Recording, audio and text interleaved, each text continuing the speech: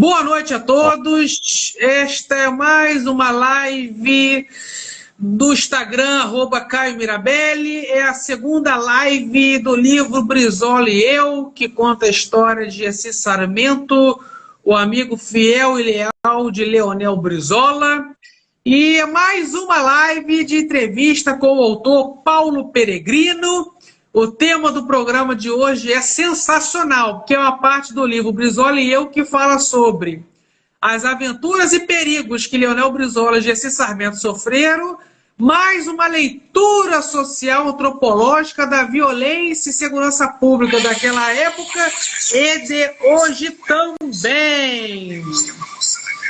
Como tudo aqui é ao vivo, é natural ter certos inconsistências. Estourou um volume aqui, não sei da onde, eu já consegui salvar aqui. Bom, Paulo, vou te dar 1 minuto e meio para você se apresentar novamente para nossos telespectadores, porque tem gente nova assistindo a gente, então se apresente rapidamente para a gente iniciar a nossa live. Bom, primeiramente, queria agradecer aí mais uma vez, Caio, pela oportunidade que você está dando aí para poder falar um pouquinho dessa história, da história fascinante de Gessi Sarmento, com Leonel Brizola.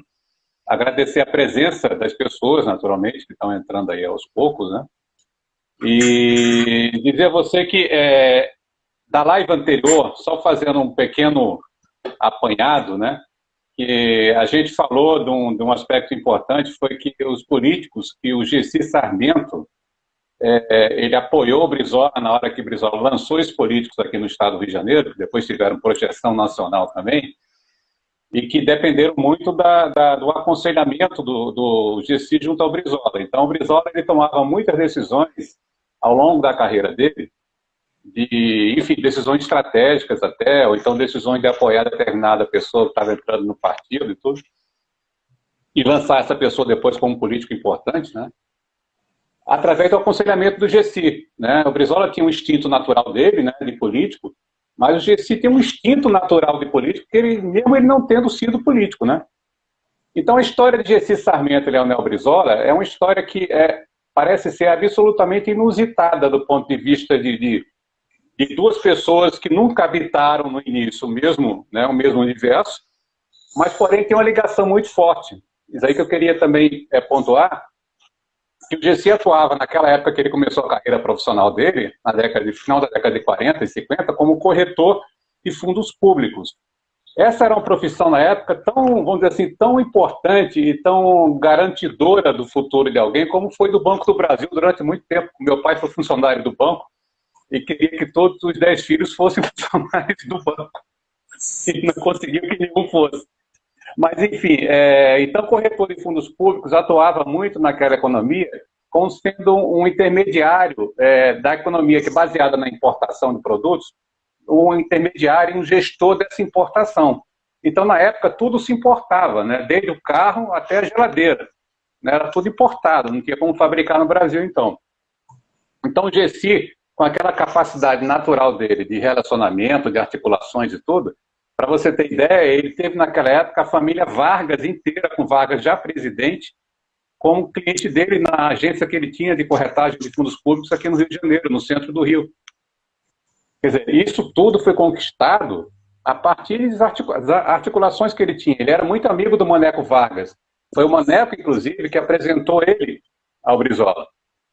Então, essa capacidade do Gessi, ao longo do tempo, acabou influenciando Brizola e realmente em políticos que você mesmo citou na live anterior. Só para recordar aqui, Caio, tinha o Agnaldo Timóteo, que foi lançado pelo PDT, né, na época do primeiro governo Brizola.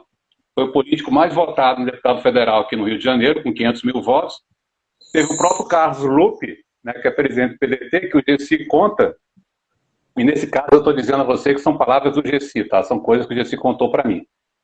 Que o Lupe depois traiu o Brizola, posteriormente, a partir de um acordo que eles tinham feito e tudo, mas o Brizola morreu, o Lupe traiu o Brizola. Teve o Garotinho também, que foi lançado pelo Brizola, projeção nacional a partir do PDT, e também traiu o Brizola depois.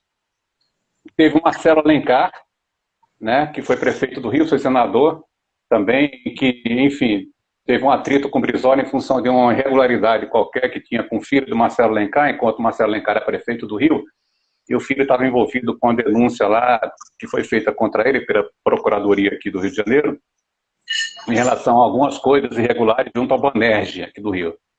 E o Marcelo defendeu o filho, e o Brizola confrontou ele, continuou defendendo o filho e não admitiu nada disso. Então criaram um rompimento, que se tornou até um rompimento pessoal. Tanto que o livro conta depois, quando o Marcelo era governador do Rio, pelo PSDB já, depois que tinha saído do PDT, ele armou uma vingança muito forte contra o Brizola, utilizando o Gessi como bucha, na verdade. Que o Marcelo sabia da relação do Gessi com o Brizola. Então ele atacou o Gessi de uma forma, assim, desonesta, fantasiosa e violenta na época, quando ele era governador do Rio. O Gessi se defendeu bem, depois se provou que era uma fantasia do Marcelo. Teve o Saturnino Braga também, que foi prefeito, né, e senador pelo PDT, e o Brizola sempre dizia ao Gessi que ele não achava que o Saturnino era muito ideologicamente identificado com ele, Brizola, né? Enfim, os dois romperam, mas foi um rompimento não tão traumático como foi do Marcelo.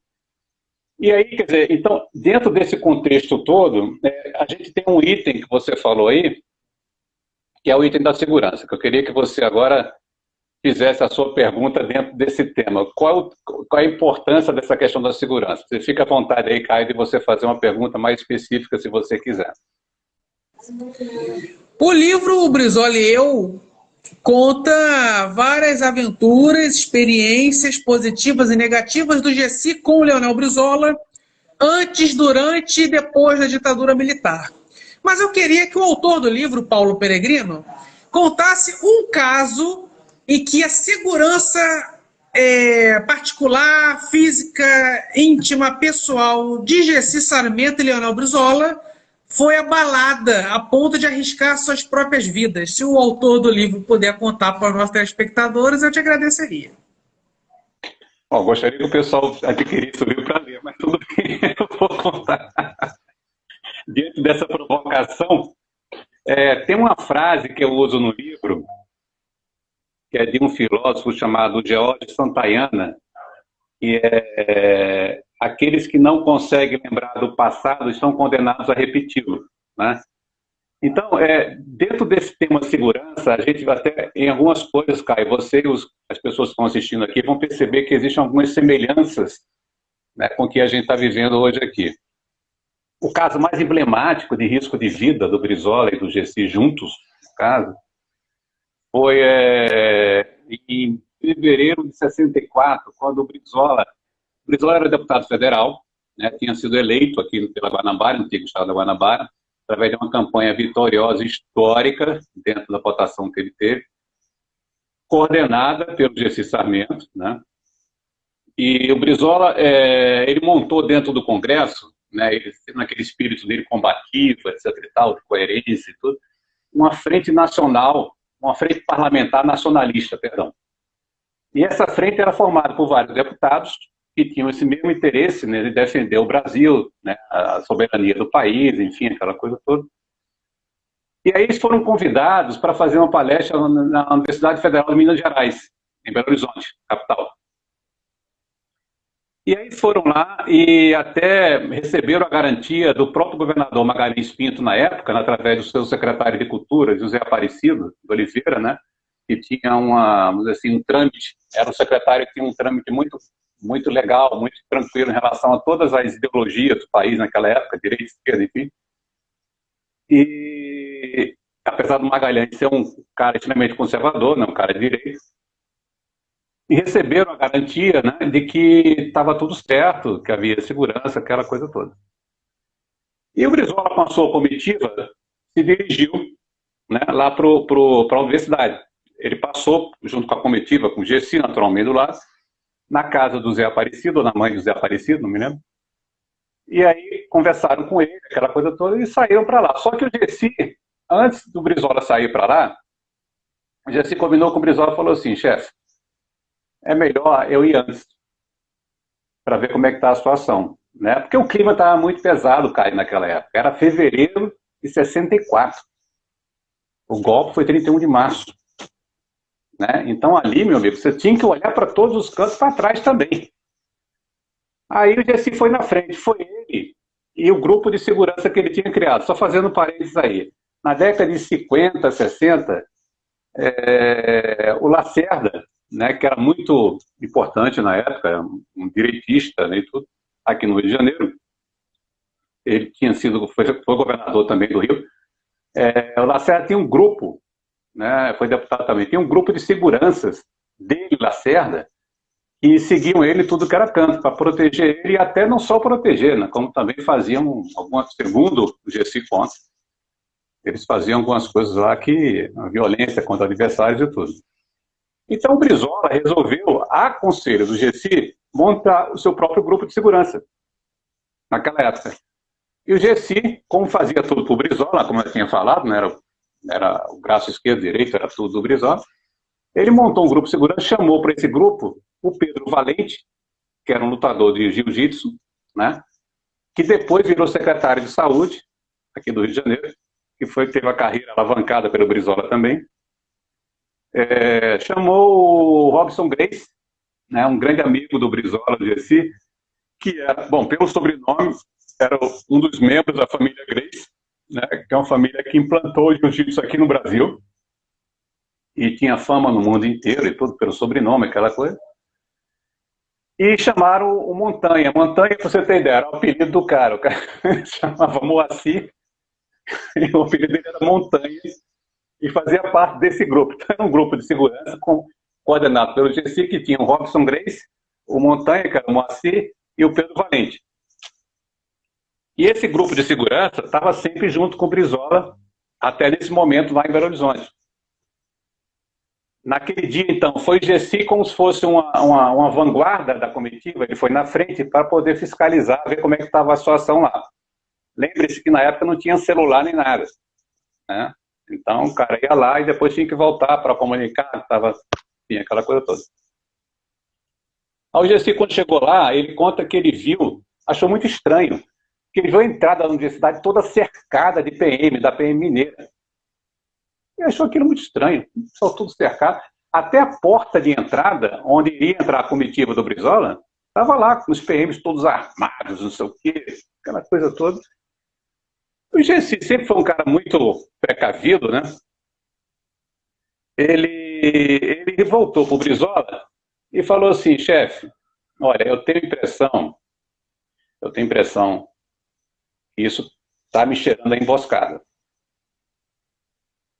Tem muito policiamento, eles estão muito armados, eles estão em posições estratégicas, não estão muito ali para vigiar contra qualquer coisa, mas sim para preparar alguma coisa. Essa impressão o Brizola ouviu do Gessi,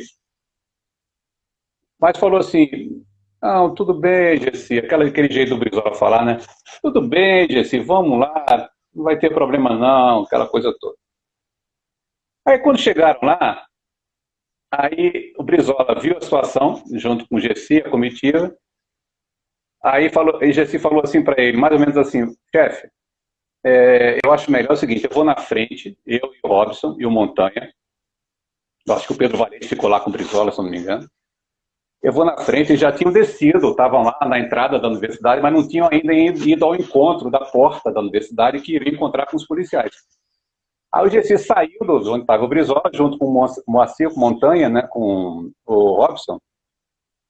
Aí o Gessi combinou com o Brizola assim antes: ó, chefe, vou fazer o seguinte, depois chegar lá, eu vou entrar no meio daquela polícia lá, vou querer entrar, e tudo, se eles não deixarem entrar, começarem a me bater, não sei o quê, você aproveita a confusão e entra pelo lado. Aí o Gessi foi, aí não teve outra. Ele disse que levou tanto cacete de policial, que quase que ele perdeu o cacete. Os policiais batiam nele, batiam no Robson, mas os caras, quer dizer, o Robson se defendia muito bem, né, óbvio, né? O Montanha também.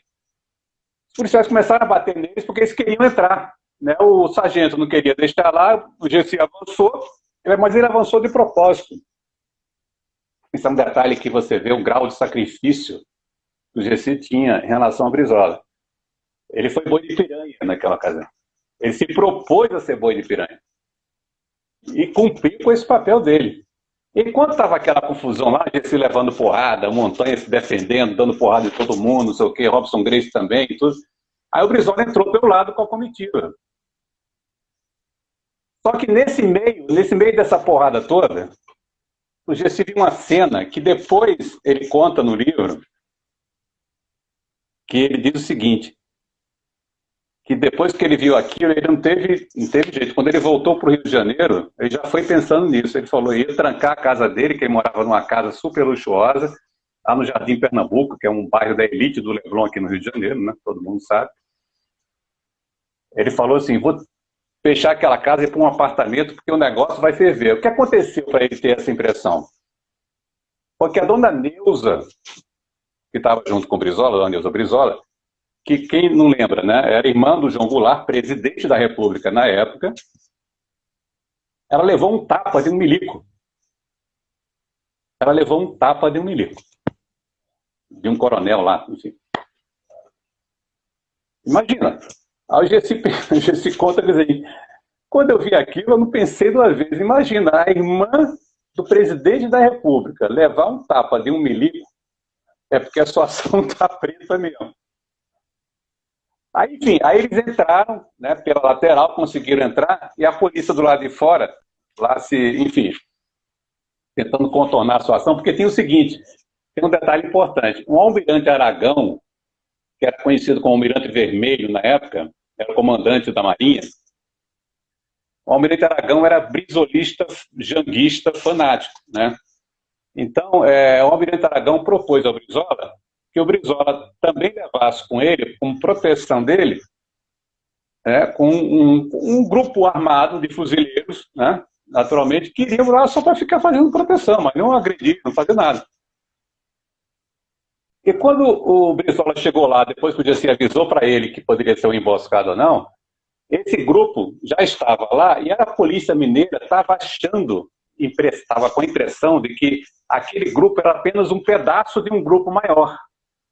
Ou seja, Gessi acha que eles se salvaram muito, né, não sofreram mais por conta disso, porque quando os policiais viram aquele grupo de fuzileiros, que era um grupo menor, mas com metralhadora, com não sei o que e tudo, eles acharam que ali tinha a marinha toda ali, sei lá.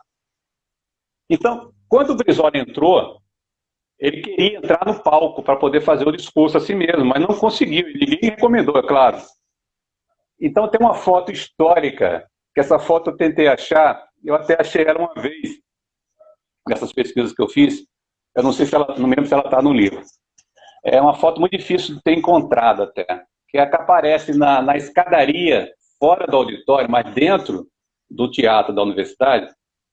Na escadaria aparece o Brizola discursando, né, contra a situação toda, não sei o quê. Aparece o Gessi, aparece, enfim, pessoas principais da comitiva, Dona Neuza e tudo.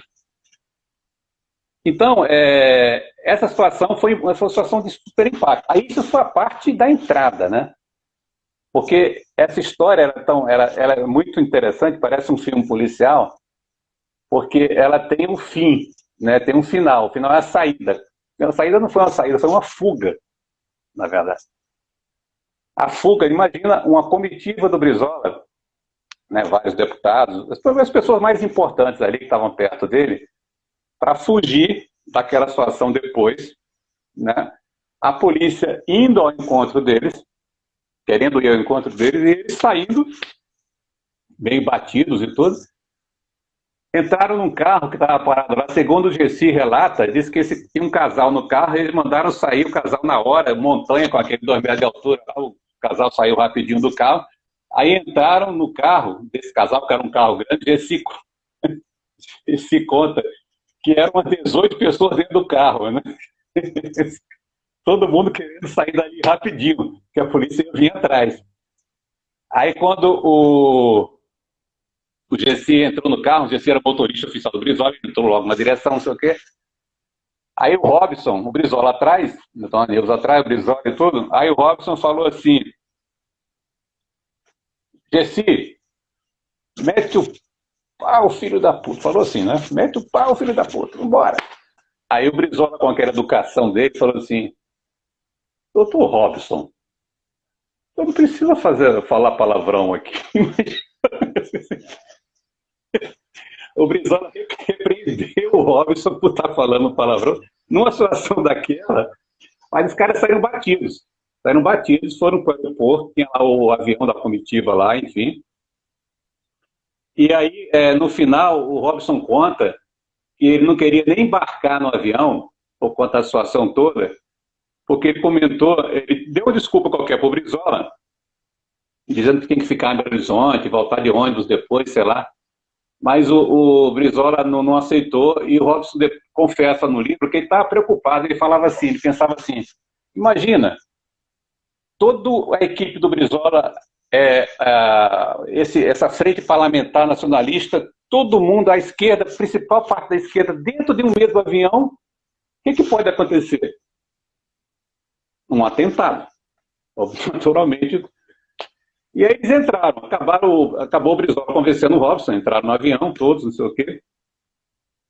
E no meio, pior que no meio do voo, Robson conta que teve uma turbulência lá, que todo mundo estava achando que o avião estava sofrendo algum atentado, tinha explodido alguma coisa, uma turbulência enorme, que todo mundo ficou rezando lá. Enfim, essa é a história mais simbólica. É a história talvez mais assim, que pareça até um filme de espionagem, um filme policial, da segurança do Brizola e do GC em risco. Ô Paulo, o que eu fico surpreso, um pouco chocado de forma positiva, é como que o Brizola e o GC usaram muita inteligência, sagacidade e a criatividade para não morrerem. Porque há informes de que a ditadura militar ela tentou assassinar Brizola dentro e fora do Brasil, no mínimo 75 vezes. E não conseguiu. O militar matou muitas lideranças de várias vertentes políticas, mas não conseguiram matar o Brizola. Isso porque tanto o Brizola como o GC, ambos muito sagazes, conseguiram criar estruturas de segurança que blindaram os dois, principalmente o Brizola, dos ataques. Isso eu acho fantástico. Que eles foram mais inteligentes que a própria inteligência brasileira. Isso foi sensacional. Tá? O que me angustia e me entristece é que as universidades não falam a história como deve ser falada, não contam essas coisas, né? Mas prosseguindo com a nossa live, já finalizando o período militar, entrando no período democrático, o Leonel Brizola fez uma gestão governamental, ele foi governador 2 vezes no Rio de Janeiro, e foram 2 administrações assim, de sucesso, onde ele conseguiu, em alguns setores, arrasar, abrilhantar, e outros setores conseguiu fazer o básico, arroz com feijão. Mas teve um setor específico, que é o da segurança pública, que até hoje é polêmico, estremece, mexe com as emoções de todo mundo que é pró ou contra o projeto. E aí que eu queria aprofundar com o autor Paulo Peregrino a intervenção de Leonel Brizola na segurança pública.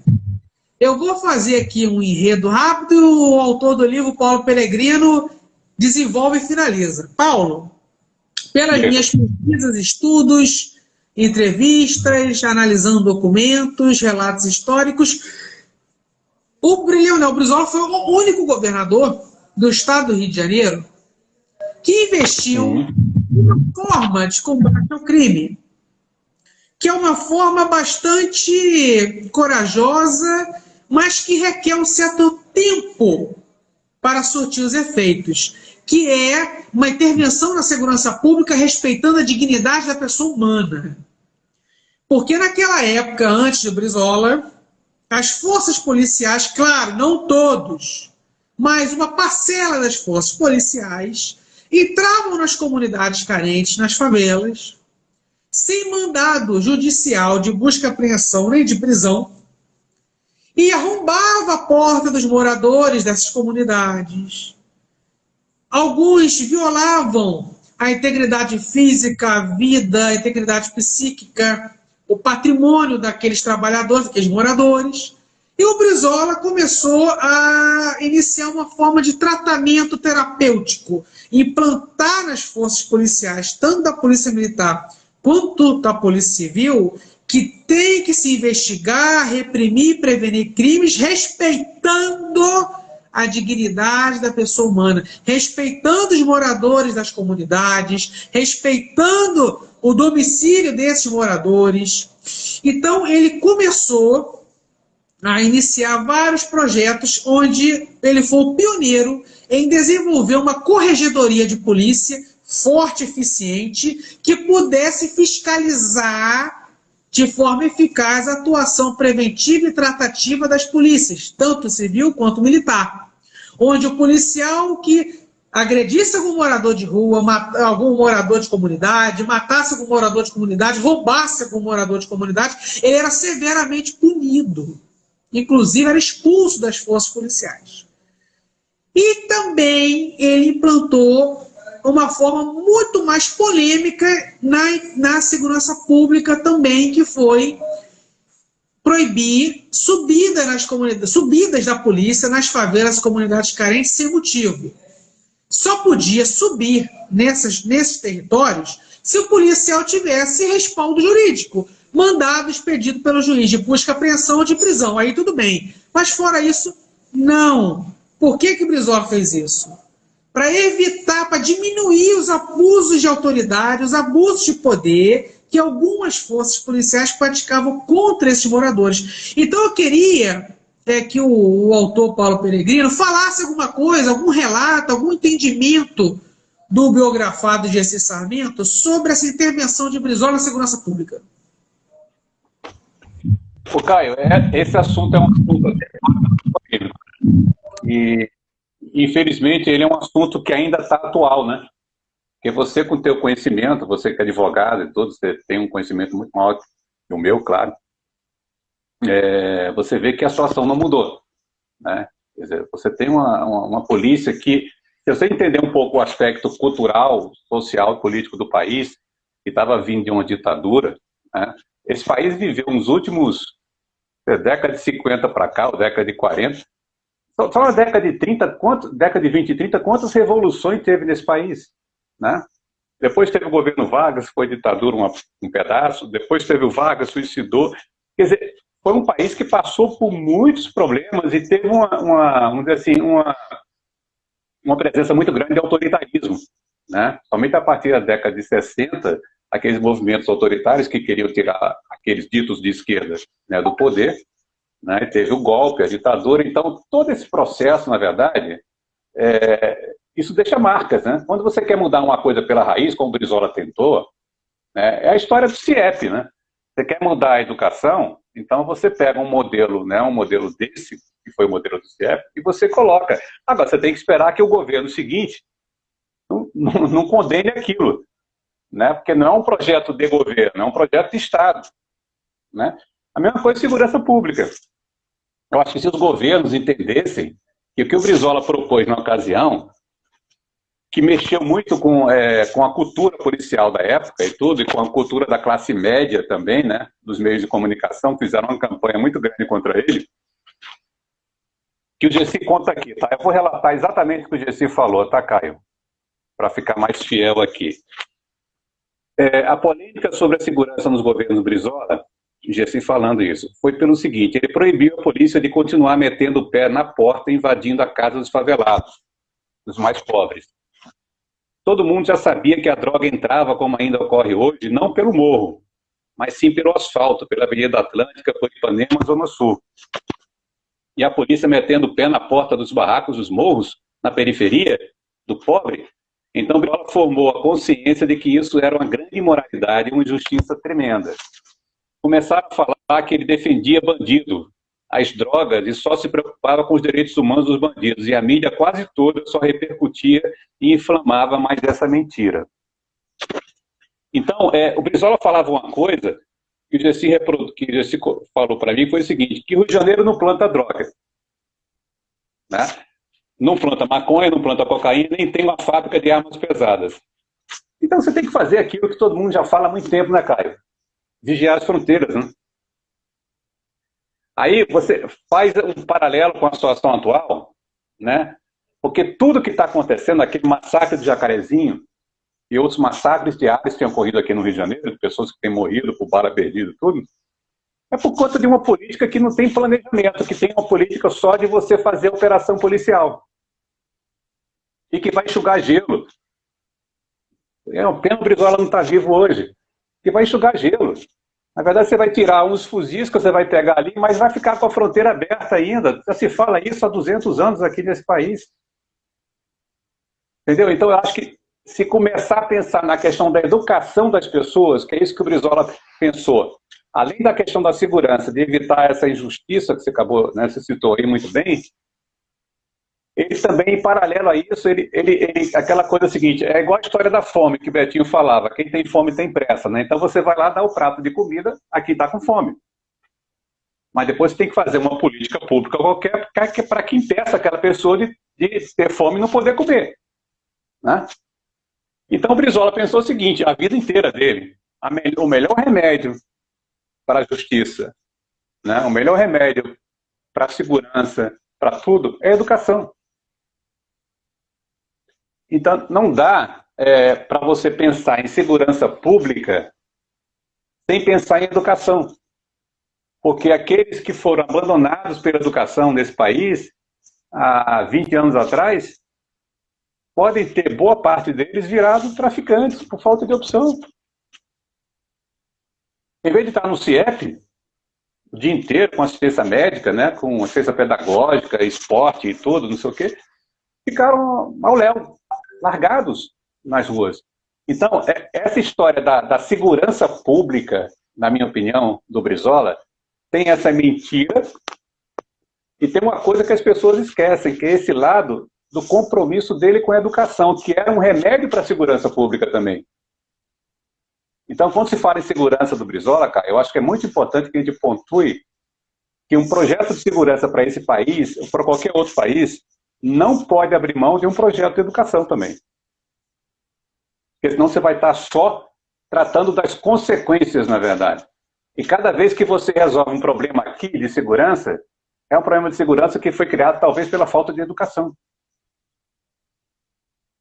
Pela falta de uma política educacional. Então o Brizola tratava dos problemas, Caio, pela raiz. Mas é óbvio que ele não esquecia aquela urgência inicial, na época. Evitar que continuasse aquela indignidade que a polícia invadir e meter o pé na porta. Né? Só para finalizar esse assunto, e a gente ir para o último bloco,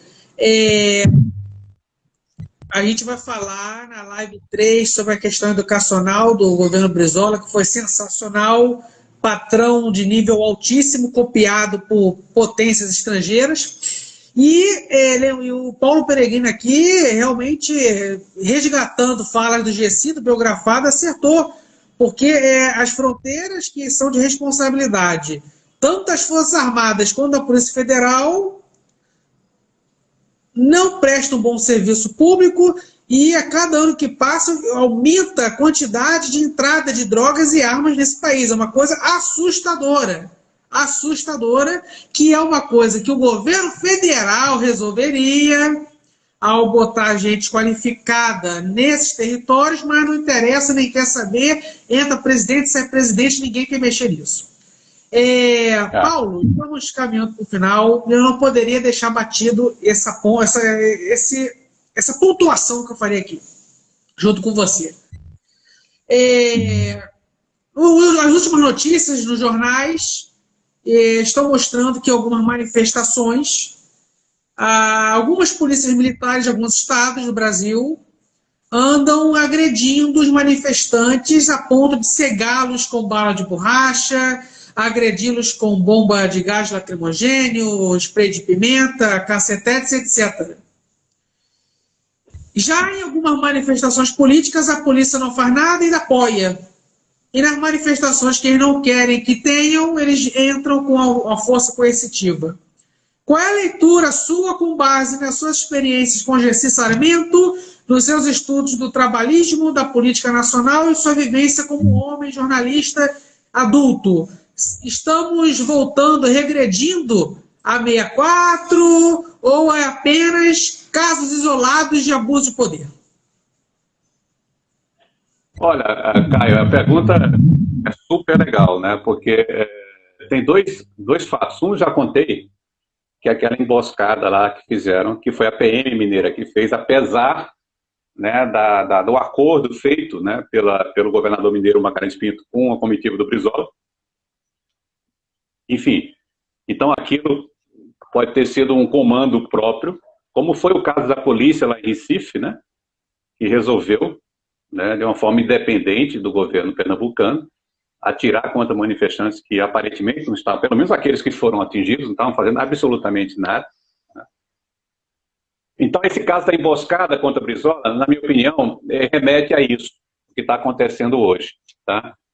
Outro caso que é importante, que é o seguinte, na véspera do golpe militar, teve aquela famosa Assembleia dos Marinheiros, né, que foi lá no Automóvel Clube, num prédio histórico aqui do Rio de Janeiro, em 30 de março.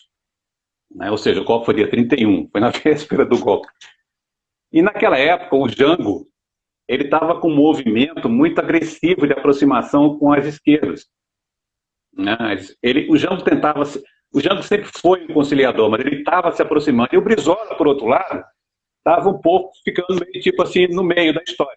Tanto que o Jango foi convidado e aceitou ir na Assembleia dos Marinheiros. O Brizola foi convidado e não foi. E o Brizola diz o GC aqui que ele sempre foi contra a quebra de hierarquia, principalmente no meio militar. Tá? Então, o Brizola nunca admitiu ter ido, nunca foi ou não queria numa assembleia dessa, porque ele sabia que ali estava havendo uma quebra de hierarquia. E ele até agora, bom, segundo o Gessi contou, ele nunca entendeu esse erro crasso do Jango de ter ali acendido praticamente o pavio do golpe militar que veio no dia seguinte. Foi a pá de cal a participação do Jango naquela assembleia. Né? Então, isso remete um pouco ao caso Pazuello agora, né? Que vai lá numa manifestação política, não sei o quê, e o próprio exército, o comando do exército, poupa o Pazuello de qualquer punição. Então, se naquela época você tinha uma quebra de hierarquia das classes, sei lá, não era dos oficiais, vamos dizer assim, das classes mais baixas dos militares, hoje a quebra de hierarquia é do próprio comando militar. Quebra de hierarquia, eu digo o seguinte, não existe mais hierarquia na medida em que você tem um general que participa de um ato político, claramente político, e não é punido porque existe uma lei dentro das normas militares que, né, possibilita e obriga os militares a punir ele, mas ele não é punido. Você aceita a argumentação dele, absolutamente fraca, como se fosse alguém que estivesse dizendo a verdade, ou seja, a verdade é do Pazuello. Então, existe um perigo muito grande, Caio, de que essa quebra de hierarquia, que é esse, na minha opinião, que é o fenômeno principal que pode estar acontecendo, que aconteceu naquela época e que fez os militares se revoltarem, mas hoje parece que os militares não estão se revoltando contra isso, ao contrário, eles estão apoiando isso de alguma maneira. Talvez estejam prevendo, não todos, mas uma parte dessas forças militares.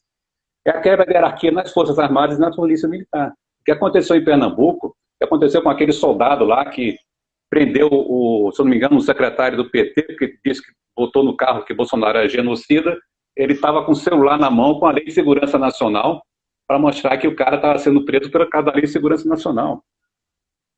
E tantos outros casos que têm acontecido, como você relatou aí, de manifestações políticas, de agressões contra jornalistas e tudo. Então, eu temo, olha só, não sou historiador, não sou político, não sou sociólogo, nem nada, mas assim, a minha visão como cidadão e à luz, né, do que eu consegui capturar da história do GSI, do que eu pesquisei, etc. e tal, eu temo que tenha muitas semelhanças que aconteceu naquela época, antes do golpe, com o que está acontecendo agora. Tá? Só existe uma coisa que eu acho que pode fazer uma diferença muito grande. Esse é o calcanhar de Aquiles do governo federal que aí está, que são as redes sociais. Por isso que eles têm um gabinete do ódio, por isso que eles são absolutamente assim, eles fraquejam e tentam de qualquer forma evitar que sejam investigados, né, nessa questão de espalhar mentira, fake news, e não sei o que, detonar uma pessoa, acabar com a reputação da pessoa, porque sabe que isso é uma arma poderosíssima. Aconteceu isso na Turquia, que usaram as redes sociais para isso. E depois fecharam as redes sociais, quando houve o golpe. Então, eu acho que esse fenômeno, eu acho que para mim pode ser que se a gente tiver a justiça a favor, né, o Supremo Tribunal Federal a favor, né, as forças da sociedade civil a favor, e mais uma rede social que esteja livre, pelo menos, para poder não cair, né, na fake news, não cair no discurso do ódio, como eles querem, a gente consiga reverter um pouco um quadro que, na minha opinião, está indo perigosamente para um lado que a gente já viveu isso há muito tempo atrás. Eu era muito criança, não vivi, mas eu li os livros de história, né, enfim. Eu só queria só dizer uma coisa, que eu me lembrei até de falar isso para você. O Gessi Sarmento, pelas articulações que ele fez a vida inteira, que permitiram que ele salvasse a vida dele, salvasse a vida dele de Brizola, a capacidade dele se relacionar com qualquer pessoa de qualquer área, pessoas importantes e tudo, como eu falei, ele tinha a família Vargas como cliente dele. O Gessi, se fosse vivo hoje e tivesse ativo na rede social, seria a maior influência desse Brasil. Seria o maior influenciador digital desse Brasil. Você pode ter certeza disso. Porque eu só fico pensando, o Gessi no mundo digital, com essa capacidade dele. Então, eu acho, Caio, que assim, quem for, né, quiser, só para fechar essa questão da segurança, pensar em segurança nesse país, tem que pensar em resolver isso pela raiz, né? E a raiz, o Brizola identificou isso lá atrás, na década de 50, na carreira dele toda, que é a questão da educação. Né? Sem a parte educacional, que aí envolve a questão social também, você não vai resolver a questão da educação. Isso que está acontecendo no Rio de Janeiro é um genocídio aos poucos, na verdade. Né? Cada dia você tem a morte de alguém como se fosse planejado também. E, aliás, a mídia, né? O site da Intercept está sendo alvo de investigação na Polícia Civil, porque está exatamente identificando que existe um comando caçador e matador dentro da Polícia Civil, dentro da CORE. Né? Então, é isso que a gente tem que ficar alerta, porque isso pode ser um ovo da serpente, né? Você ter polícias independentes que resolvem matar, né? Quando querem matar, e aí quando isso passa para o lado político, meu amigo, aí a gente fica muito, muito vulnerável. Quer dizer, eu acho que é basicamente isso. Querido Paulo Peregrino, infelizmente chegamos ao final da live. Eu, antes de passar a palavra de despedida, deixo aqui parabenizar alguns telespectadores. Sérgio Vieira de Paula participou. E o Vasconcelos, que é da OAB Mulher de Santa Cruz. Boa noite, doutora Ilka. Doutora Rosana Figueira, que é presidente da OAB Vassouras, aqui nos assistiu. Boa noite, doutora Rosânia. ICR Gourmet, boa noite. Rafael Barbosa, advogado, boa noite. Joseph Lins, boa noite. Fabricado de Friburgo, boa noite. Nildes 96, boa noite. Bruno Cury, boa noite. Amanda Mota, boa noite. Sara Oficial, boa noite. Olha, muita gente entrou hoje aqui, viu?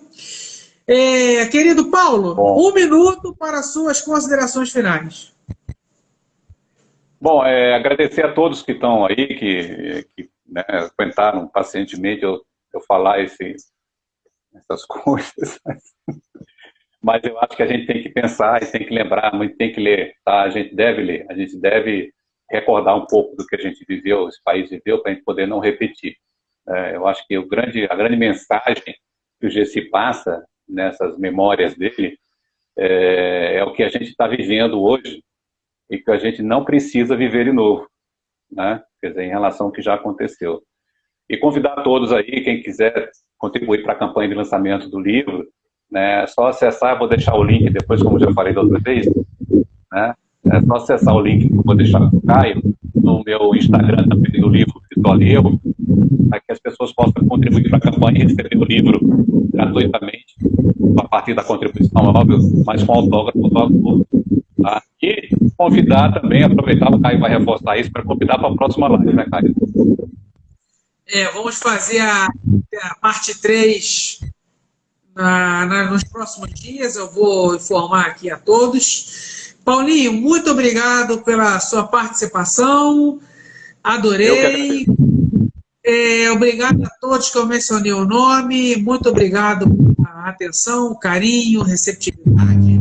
Todos tenham uma excelente noite. Abraços fraternais, saudações trabalhistas. Brizolistas. Obrigado, Caio. Boa noite.